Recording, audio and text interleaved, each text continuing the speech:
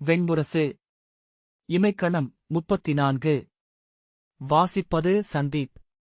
யுதிஷ்டிரர் சகுனியின் அரைவாயிலை அடைந்தபோது காலடியோசை கேட்டு துயில் விழித்து வாயிற்காவலன் திடுக்கிட்டு வாய்ப்பிழந்தான். உடலில் கூடிய பதற்றமான அசைவுகளுடன் உள்ளே செல்ல திரும்பி உடனே அவரை நோக்கி திரும்பி வணங்கி மீண்டும் உள்ளே செல்ல முயல அவன் தோள் தொட்டு தடுத்த யுதிஷ்டிரர், நான் எவருமறியாமல் தனிப்பட்ட முறையில் காந்தாரரை சந்திக்க வந்தேன். அவரிடம் சொல் என்றார். அவன் தலைவணங்கி உள்ளே சென்றான். அவன் திரும்பி வந்து தலைவணங்கி உள்ளே செல்லும்படி கை காட்டியதும், என் மைந்தன் சர்வதன் எனக்கு துணையாக வந்துள்ளான். அவனை ஓய்வெடுக்கச் சொல்க என்றபின் யுதிஷ்டிரர் உள்ளே சென்றார். அறைக்குள் சகுனி இல்லை. மஞ்சமும் அருகே இரு பீடங்களும் விழுந்து கிடந்தன. சூதுப்பலகை காய்கள் பரப்பிய நிலையில் விரிந்திருக்க அப்பால் சாளரத்திலிருந்து காற்று வந்து திரைச்சீலைகளை நெளியச் செய்தது. யுதிஷ்டிரர் உப்பருகையில் சகுனி நிற்பதைக் கண்டார். அவருக்கு பின்னால் சென்று நின்று, வணங்குகிறேன் காந்தாரரே என்றார். சகுனி திரும்பாமல் மறுமொழி சொல்லாமல் அசைவிலாது நின்றார். உங்களை சந்திக்க வந்தேன் காந்தாரரே என்றார் யுதிஷ்டிரர் மீண்டும். சகுனி மெல்ல முனகினார். நாம் ஒருமுறை கூட நேருக்கு நேர் என சந்தித்ததில்லை. எண்ணி நோக்குகையில் அது பெரிய விந்தை எனப்படுகிறது. எண்ணி நோக்கினால் நாம் இருவர் கொண்ட முரணை இவையனைத்தும். நாம் இருவர் சூதாடியுமிருக்கிறோம். ஆனால் உரையாடியதில்லை. சூது ஓர் உரையாடலே என்றார் சகுனி. யுதிஷ்டிரர் சற்று தடுமாறி ஆம் என்றபின், நாம் ஏன் பேசிக்கொள்ளக்கூடாது? நான் அதையே ஆண்டுக்கணக்கில் கனவு கண்டு வந்திருக்கிறேன். இப்போதில்லை எனில் இனியில்லை என்று தோன்றியது. ஒரு கனவு. அதில் இளைய யாதவர் என்னிடம் ஒரு வளையத்தை நிறைவாக்கச் சொன்னார். நான் அதை நிரப்புகிறேன். விழித்துக் கொண்டதுமே இங்கே வந்தாக வேண்டுமென முடிவு செய்தேன். மைந்தனை அழைத்துக் கொண்டு வணிகனாக நகர்புகுந்தேன். காவலர் என்னை அறிவார்கள். ஆகவே நான் மட்டுமே அறிந்த கரவு பாதை வழியாக வந்தேன் என்றார். நாகங்களின் பாதை அது என்றார் சகுனி. யுதிஷ்டிரர், நாம் பேசிக்கொள்ளலாம் காந்தாரரே. நாம் இடக்கு பேச வேண்டியதில்லை. சொல்திறன் காட்ட வேண்டியதில்லை. போரிடும் பொருட்டு நான் வரவில்லை. நெஞ்சோடு நெஞ்சென தழுவிக்கொள்ளவே வந்தேன் என்றார். சகுனி, நம்மிடையே அது இயல்பதா என்ன என்றபடி திரும்பினார். இது நீங்கள் இறுதிவரை முயன்றீர்கள் என்று நாளை உங்களை நிறைவுபடுத்திக் கொள்வதற்கான முயற்சி அல்லவா? யுதிஷ்டிரர், இருக்கலாம். ஆனாலும் நான் வந்திருக்கிறேன். இது ஒரு வாய்ப்பு. நாம் பேசிக்கொள்வோம் என்றார். சகுனி சில கணங்கள் இமைக்காமல் நோக்கிய பின், ஆம், அது ஒரு வாய்ப்பே என்றார். பேசுவோம் என்றபடி தன் கால்களை நீக்கி வைத்து உள்ளே வந்தார். யுதிஷ்டிரரை அவர் கடந்து செல்லும்போது மெல்லிய புன்வாடை எழுந்தது. பீடத்தில் வலிமுனகளுடன் அமர்ந்து சிறுபீடத்தின் மெத்தை மேல் காலை தூக்கி வைத்தார். அமர்க என யுதிஷ்டிரருக்கு கை காட்டினார். யுதிஷ்டிரர் அமர்ந்ததும் கைகளை மார்பின் மேல் கட்டியபடி காத்திருந்தார். அவருடைய சிறிய விழிகள் உணர்வற்றவை போலிருந்தன. ஓநாயின் விழிகள். இரு சோழிகள் போல. ஒளியற்ற கூர்மை கொண்டவை. யுதிஷ்டிரர், நான் சொல்வதற்கு தத்துவமோ அரசு சூழ்க்கையோ ஏதுமில்லை காந்தாரரே. நான் வெறும் தந்தையாக, அரசனாக இங்கே வந்திருக்கிறேன். இந்த போர் பேரழிவிலேயே முடியும் என என்னைப் போல் நீங்களும் அறிந்திருப்பீர்கள்.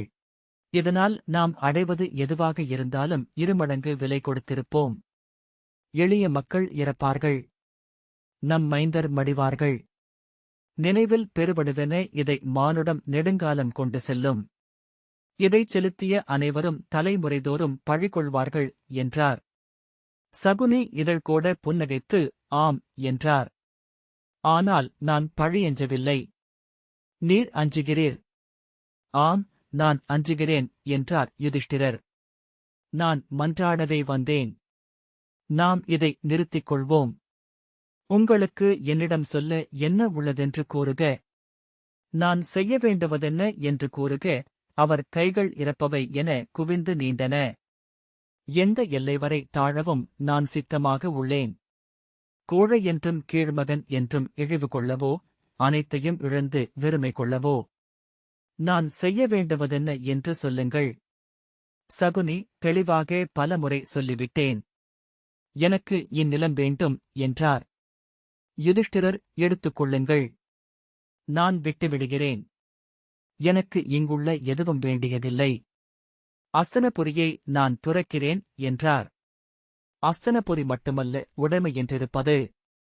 பாண்டுவின் பெயரே உங்களுக்கு உடைமைதான். யுதிஷ்டிரர் தன்பதை வெறியுடன் அதையும் அழித்து விடுகிறேன்.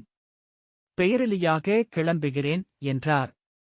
சகுனி, நிலம் என நான் சொன்னது அஸ்தனபுரியை அல்ல, பாரத வருஷத்தை என்றார். ஆற்றல் கொண்ட இளையோருடன் நீங்கள் எங்கு சென்றாலும் எங்களுக்கு எதிரியே. பாரத் வருஷத்திலிருந்தே கிளம்புகிறோம். பீதர் நாடு செல்கிறோம், இல்லையேல் யவன நாட்டுக்கு.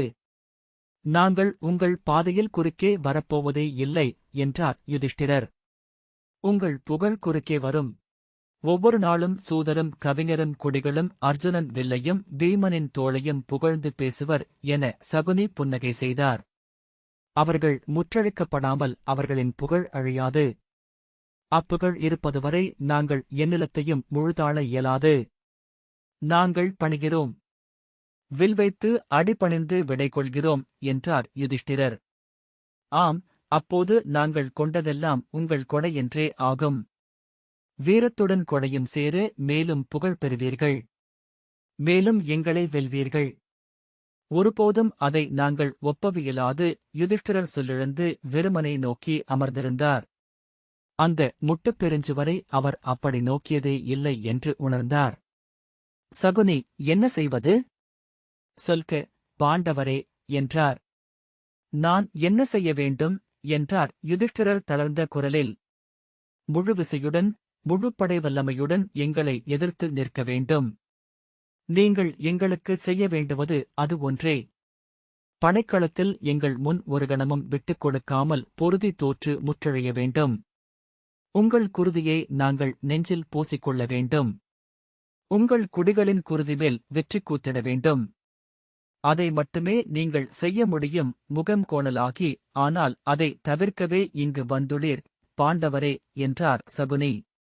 யுதிஷ்டிரர் நெஞ்சின் எடை தாழாமல் உடலை அசைத்தார். நீள்மூச்சு விட்டு தன்னை எளிதாக்கிக் கொள்ள முயன்றார். பின்னர் தொண்டையை கனைத்து குரல் தீட்டியபடி, காந்தாரரே, மானுடத்தின் பொருட்டு உங்கள் மைந்தரின் பொருட்டு ஓர் அணுவேனும் இதில் விட்டுக் கொடுக்க இயலாதா தங்களால் என்றார். சகுனி, விட்டுக் கொடுக்கிறேன். ஆனால் எந்த அணுவை என நீங்கள் சொல்ல வேண்டும் என்றார். சில கணங்கள் எண்ணிய பின் யுதிஷ்டிரர், நாங்கள் இப்புவியில் எங்கேனும் வாழ்கிறோம் என்றார். எங்கு வாழ்ந்தாலும் உங்கள் புகழ் தேடி வரும். எங்களைச் சூழ்ந்து அது ஒலித்துக் கொண்டிருக்கும். இறந்தபின் மானுடனின் புகழ் ஏன் பெருகுகிறது? வாழும் மானுடனின் எதிரியல்புகள் அவன் புகழுக்கு மறுதரப்பை அமைத்துக் கொண்டே இருக்கின்றன. இறந்தவனின் செய்கைகள் மறக்கப்படுகின்றன. புகழ் மட்டும் சொல்லி பெருக்கப்படுகிறது. பாண்டவரே, மறைந்தவர் இறந்தவரை விட ஆற்றல் மிக்கவர். இறந்தவருக்கு இல்லாத போடகம் மறைந்தவருக்கு உண்டு. அவர்கள் மீண்டு வர வாய்ப்புகள் உண்டு. அவர்களின் புகழ் பெருகிக் கொண்டே இருக்கும். யுதிஷ்டிரர் தத்தளித்த பின் இங்கேயே இளையோர் என அமைகிறோம். நிலமோ அரச முறைமையோ தேவையில்லை. என் தம்பியரும் நானும் துரியோதனனுக்கு முற்றடிமையாகிறோம். அதை அறிவிக்கிறோம் என்றார். பீமன் ஏதேனும் மக்கள் மன்றில் அரசனை போருக்கழைப்பான் எனில் அரசன் போர் புரிந்தாக வேண்டும் அல்லவா என்றார் சகுனி. அழைக்க மாட்டான். அவன் ஆணையிடுவான் என்றார் யுதிஷ்டிரர். அழைக்காவிட்டால் அது வெல்வான் என்பதனால் என்றே கொள்ளப்படும். அரசனின் மணிமுடி பீமனால் அழிக்கப்பட்டதாகவே கொள்ளப்படும். சலிப்புடன் தலையசைத்து பின் எண்ணி உளமிறங்க, வேறென்னதான் செய்வது காந்தாரரே என்றார் யுதிஷ்டிரர். நான் முன்பு சொன்னதை முழுவிசையும் கொண்டு களம் நில்லுங்கள். போரிட்டு தலை வீழ்த்துங்கள். உங்கள் நெஞ்சுகள் மேல் மிதித்து நாங்கள் நின்றிருக்கையில் இது முடியும். பாண்டவரே, குருதிக்குரியது குருதியாலன்றி தீராது. யுதிஷ்டிரர், உங்கள் மைந்தரும் களம்புகுவார்கள். உங்கள் குடிகள் போரிலழிவார்கள் என்றார். அவர்களும் நானும் வேறா என்ன என்றார் சகுனி. அச்சொல் யுதிஷ்டிரரை திடுக்கிடச் செய்தது. அவர் சகுனியின் மங்கலான விழிகளை நோக்கினார். எரிச்சலுடன் விழிகளை திருப்பிக் கொண்டு, நீங்கள் போரில் வெல்லப் போவதில்லை. இதை அறியாவிட்டால் உங்களைப் போன்ற மூடர் இப்புவியில் இல்லை என்றார். வெற்றியை விழைந்து வெற்றியென நம்பி போரிடுவதே வீரர் வழக்கம் என்றார் சகுனி. வெற்றி இல்லை என்று அறிந்தும் தன்னையும் தன்னை நம்பியவர்களையும் பேரழிவுக்கு கொண்டு செல்லுதல் வீணரின் இயல்பு என்றார் யுதிஷ்டிரர். சகுனி புன்னகைத்து, வெற்றி உறுதியென்றால் ஏன் அஞ்சுகிறீர்கள் பாண்டவரே என்றார். நான் பழியை அஞ்சுகிறேன், அறத்தை எண்ணுகிறேன் என்றார் யுதிஷ்டிரர். வெற்றி கிடைக்குமென்று உறுதியிருந்தால் இழப்பை அஞ்சுபவர் யார்?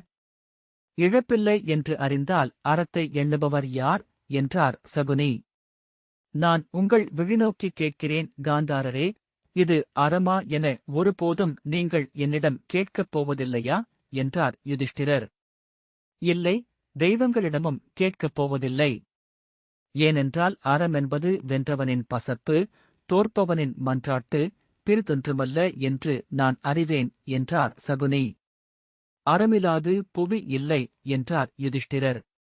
புவிக்குள் புதைந்து கிடக்கும் மாபலி எந்த அறத்தால் அங்கு சென்றார்? கொடையெனும் அறத்தாலா என்று சகுனி ஏளனத்துடன் கேட்டார். அவர் கொண்ட அறத்தை விட பேரறம் ஒன்றால் என்றார் யுதிஷ்டிரர். சிற்றறத்தை பேரறம் விழுங்குகிறது என்றால் அதற்கென்று அறமேதுமில்லையா என்று சகுனி நகைத்தார். யுதிஷ்டிரர் அவரை நீர்மை கொண்ட கண்களுடன் நோக்கிக் கொண்டிருந்தார். நீங்கள் அறிவுடையோர் என்றால் கானேகளிலேயே மறைந்து போயிருக்க வேண்டும். மீண்டு வந்திருக்கலாகாது. மீண்டு வரச் செய்தது உங்கள் துணைவியின் பொருட்டு எடுத்த வஞ்சினம்.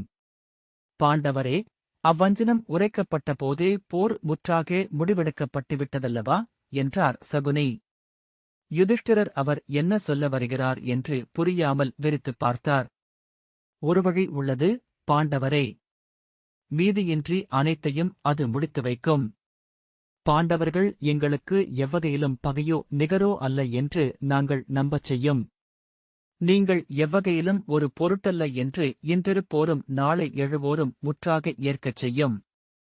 உண்மையில் அதன்பின் பாதி நாட்டை, பாண்டுவின் பெயரை உங்களுக்கு அளிப்பதிலும் அஸ்தினபுரியின் அரசனுக்கு தடையேதுமிருக்காது. புன்னகை ஒரு தசைவளைவென தங்கியிருந்த முகத்துடன் குலப்பழை என நீங்கள் எண்ணுவது முற்றாக நீங்கும். குடிக்குள் அனைத்தும் முடியும் என்றார் சகுனி. யுதிஷ்டிரர் என்ன அது என்றார். அக்குரல் வெளியே ஒலித்ததா என்று ஐயமாக இருந்தது.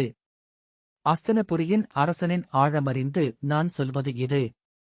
ஈரைந்து தலை கொண்டு அரக்கர்கோன் நெஞ்சில் வாழ்ந்த விழைவுக்கு நிகர் அது. ஒளிக்கும்தோறும் ஆற்றல் கொண்டு தெய்வமென்றே எழுந்து அனைத்தையும் ஆள்வது அதுதான். யுதிஷ்டிரர் நெஞ்சிடிப்புடன் நோக்கிக் கொண்டிருந்தார். அத்தனை பூசல்களையும் முற்றாக முடிப்பது அது.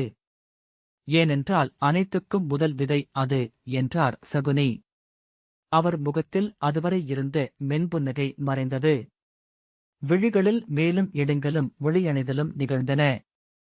சில கணங்கள் அவர் ஏதும் சொல்லவில்லை.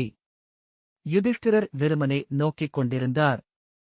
சகுனி, திருப்பதி அஸ்தினபுரியின் அரசர் துரியோதனரை மணம் புரிந்து கொள்ளட்டும். அஸ்தினபுரியின் அரியணையில் அவருக்கு அரசு என அமரட்டும் என்றார். யுதிஷ்டிரர் அச்சொற்கள் செவிப்பதியாமல் வெற்று நோக்குடன் அமர்ந்திருந்தார். உளம் கொள்வது கடினமென்று நானும் அறிவேன். ஆனால் பாஞ்சாலத்து குல ஒழுக்கத்திற்கு இது மாறல்ல.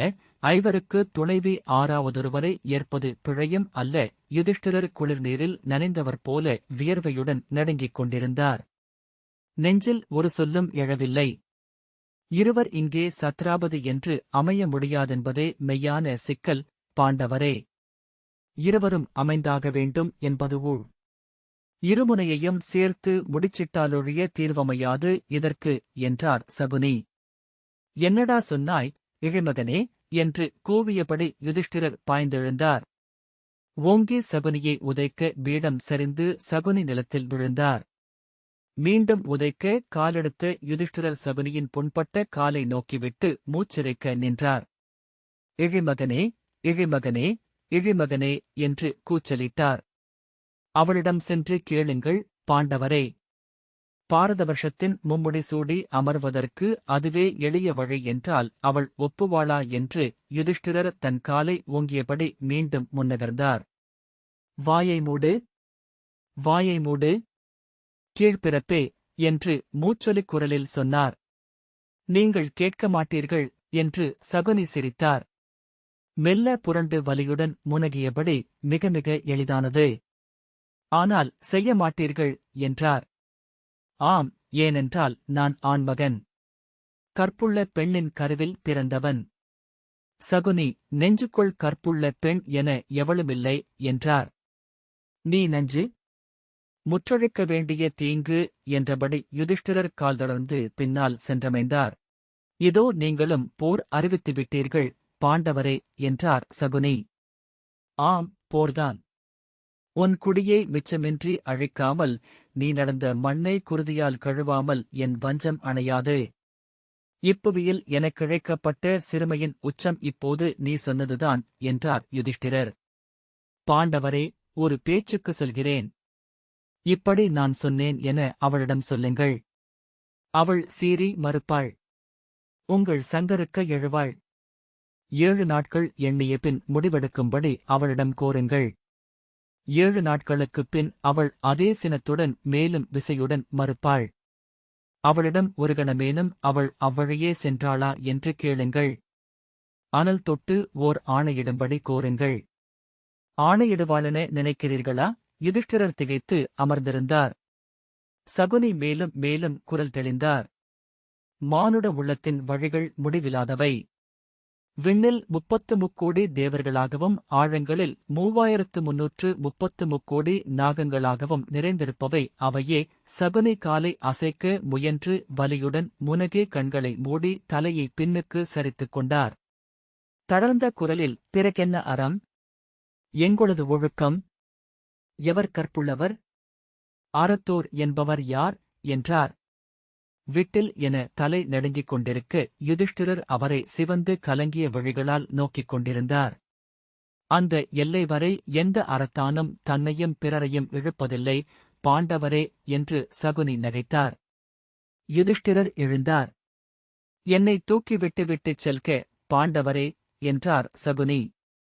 யுதிஷ்டிரர் வெறுப்பால் சுழித்த முகத்துடன் நின்றார். எனக்காக சொல்லவில்லை பாண்டவரே. நீங்கள் வெளியே செல்கையில் நான் இப்படி கிடந்தால் நீங்கள் இங்கேயே சிறைப்படுவீர்கள். கொல்லவும் படலாம் என்றார் சகுனி. பற்கள் தெரிய சிரித்து, ஆம், அறத்தின் பொருட்டே. இல்லை என்றால் நீங்கள் எப்படி அஸ்தினபுரிக்குள் நின்று என்னை பழிக்க முடியும் என்றார். யுதிஷ்டிரர் அருகே வந்து கைகளை நீட்டி சகுனியின் கைகளை பற்றிக் கொண்டார். தூக்கி அமரச் செய்தபோது வலியுடன் முனகி பற்களைக் கடித்த சகுனி, தெய்வங்களே, மூதாதையரே என்று கூவினார். பீடத்தில் மீண்டும் அமர்ந்ததும், நீங்கள் சினத்துடன் மீள்கிறீர்கள் பாண்டவரே. சினம் வேண்டியதில்லை. உங்கள் சினம் சரியே. ஆனால் என் கூற்று பிறிதொரு சரி. எண்ணிப் பாருங்கள் என்றார். நான் சொன்னதைப் போல் பாரத வருஷத்திற்கு நலம் பயக்கும் பிறிதொன்று உண்டா? போர் இல்லாமலாகும். குலம் ஒன்றாகும். மக்கள் நலம் நாடும் 2 ஆட்சியாளர்கள் பாரத வருஷத்திற்கு அமைவார்கள். அவர்களை எதிர்க்க இங்கு எவருமில்லை. போர்களும் போசல்களும் இன்றி ஒரு கொடை கீழ் பாரதம் ஆளப்படும். போரொழிந்த நாட்டில் திருமகளும் கலைமகளும் குடியேறுவார்கள். வேள்வி செழிக்கும். நெறிகள் நிலை கொள்ளும். ஞானமும் தவமும் பெருகும். கலைகள் வளரும் என்றார். தலையை அசைத்து வேண்டாம் என்றார் யுதிஷ்டிரர். கேட்க கசக்கும்தான். ஆனால் எண்ணிப் பாருங்கள், நம் தலைமுறைகளுக்கு ஒளிமிக்க பாரதப் பெருநிலம் கைக்கு வரும். அதைவிட மூதாதையருக்கும் தெய்வங்களுக்கும் உகந்தது எது? நான் கிளம்புகிறேன். சொல்லொடுக்குக என்றார் யுதிஷ்டிரர். ஏன் கசக்கிறது என் சொல்? அதை எண்ணிப் பாருங்கள். அரசின் ஆணவம் புண்படும் இல்லையா? யுதிஷ்டிரர் நாவெடுப்பதற்குள் தன்மதிப்பு என தனக்குத் தோன்றுவது பிறருக்கு ஆணவம் என்றார் சகுனி. நான் நெறியுடையவள் என்னும் நிறைவு. நான் வளையாதவள் என்னும் பெருமிதம். பிறர் முன் நிமிர்வு. பாண்டவரே, படை கொண்டு வந்த அரசன் முன்முடி அடிபட வணங்கி கப்பம் அளித்து நாடு கொள்ளும் அரசர் உண்டு. அவனுக்கு மகளை மணம் செய்து கொடுப்பதுண்டு. மகனை அவனிடம் அடிமை என அனுப்புவதுண்டு. அரசியை அவனுக்கு அளிக்கும் வழக்கமும் உண்டு. மக்கள் நலன் பொருட்டு, நாடுகாக்கும் பொருட்டு அனைத்தும் அவர்களுக்கு ஒப்பப்பட்டுள்ளது. அரசாள்வோர் தங்கள் தனிமதிப்பை, தன்னலனை, குடியை, மூதாதையரை கூட முதன்மைப்படுத்தாலாகாதென்பதே பராசர நெறிநூல். பயின்றிருப்பீர்கள் பாண்டவரே. யுதிஷ்டிரர் அறியாத கணத்தில் உளமுடைந்து விசும்பி எழத் தொடங்கினார். உதடுகளை அழுத்தியபடி விழிகளை இறுக்கி தன்னை அடக்கி அடைத்த தொண்டையை மீட்டதும் பற்களைக் கடித்தபடி கழுத்துத் தசைகள் இழுபட்டு அதிர, இந்த ஒவ்வொரு சொல்லுக்காகவும் உன் குலத்தை அழிப்பேன். உன் மைந்தர் களத்தில் சிதைந்து கிடப்பதைக் காண நானே செல்வேன். உன் குருதியை மிதித்துச் சென்று என் தேவியிடம் நான் பழி நீக்கினேன் என்பேன் என்றார். சகுனியின் புன்னகையைக் கண்டு உடல் எரிய பற்றிய சினத்துடன் இனி ஒரு சொல் இல்லை. தெய்வங்களே வந்தாலும் தணிதல் இல்லை. காந்தாரக் குடியின் முற்றழிவு அன்றி எதிலும் அமைவதில்லை. என் குடியே அழிந்தாலும் சரி, என் மைந்தர் இறந்தாலும் சரி, என் குருதியில் ஒரு துளி இப்புவியில் எஞ்சுவதுவரை காந்தாரத்தை அழைக்கவே அது நின்றிருக்கும். மாற்றில்லை, இதுவே என் வஞ்சம். அறிக தெய்வங்கள் என்றார். சகுனியின் விழிகள் அழிகொண்டவை என கனிந்தன. முகம் நெகிழ, இவ்வளவுதான் பாண்டவரே. என் நிலையை அறிய வந்தீர்கள் அல்லவா?